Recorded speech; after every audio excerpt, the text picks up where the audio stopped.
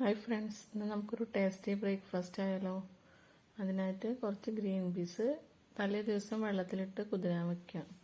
അതിനുശേഷം അതെടുത്ത് കുക്കറിലിട്ട് കുറച്ച് ഒരു സബോള, 2 പച്ചമുളക് ഇതെല്ലാം അരിഞ്ഞിടുക. അതിനുശേഷം കുറച്ച് ഉപ്പിട്ട് കൊടുക്കാം. പാകത്തിന് ഉപ്പ് നോക്കിയിട്ട് ഇട്ടാൽ മതി. പിന്നെ ഒരു സ്പൂണ് മഞ്ഞൾപ്പൊടി,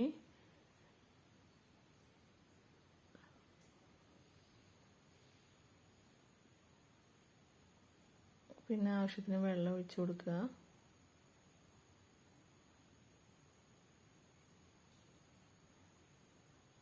അതിനുശേഷം ഗ്യാസ് സ്റ്റവ് ഓണാക്കി അതിലേക്ക് കുക്കർ വെച്ച് കൊടുക്കുക. എന്നിട്ടൊരു 4-5 വിസിലടുപ്പിക്കുക. അപ്പോൾ നമ്മുടെ ഗ്രീൻ പീസ് വെന്ത് കഴിയും. അതിനുശേഷം നമ്മൾ ഭൂരിയാണ് ഉണ്ടാക്കുന്നത് ഗ്രീൻ പീസിലേക്ക്. അതിനു വേണ്ടി കുറച്ച് ഗോതമ്പ് മാവ് എടുക്കാം. ഗോതമ്പ് മാവിലേക്ക് ആവശ്യത്തിന് ഉപ്പിട്ട് കുറച്ച് ലൈറ്റ് ചൂടായ വെള്ളം ഒഴിച്ചു കൊടുക്കാം. എന്നിട്ട് നന്നായി ഒരു സ്പൂൺ വെച്ച് മിക്സ് ചെയ്ത് കൊടുക്കാം. നന്നായി മിക്സ് ചെയ്തതിന് ശേഷം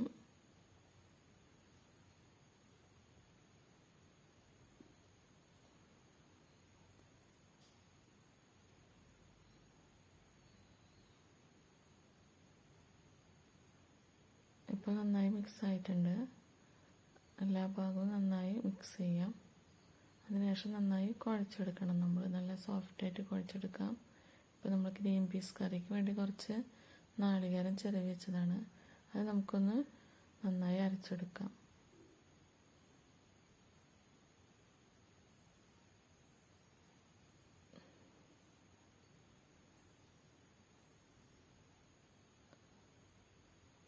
നല്ലോണം അരച്ചെടുത്ത് ആവശ്യത്തിന് വെള്ളമൊഴിച്ച് നന്നായി അരച്ചെടുക്കാം.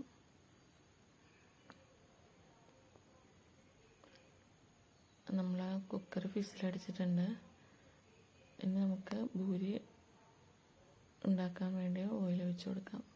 അപ്പോൾ ഒരു ഭൂരി റെഡി ആയിട്ടുണ്ട്. ഇങ്ങനെ നമുക്ക് ഭൂരി ഉണ്ടാക്കിയെടുക്കാം. അപ്പോൾ നമ്മുടെ ഗ്രീൻ പീസ് നന്നായി വെന്ത് വന്നിട്ടുണ്ട്. അതിലേക്ക് നമ്മൾ നാളികേരം ഒഴിച്ചു കൊടുത്തു. നമുക്കത് കടുക് പൊട്ടിക്കാം. കടുക് പൊട്ടിക്കാൻ വേണ്ടി കുറച്ച് കടുക്, കറിവേപ്പില, വറ്റൽമുളക് ഇതൊക്കെ ഇട്ട് കടുക് പൊട്ടിച്ചെടുക്കാം.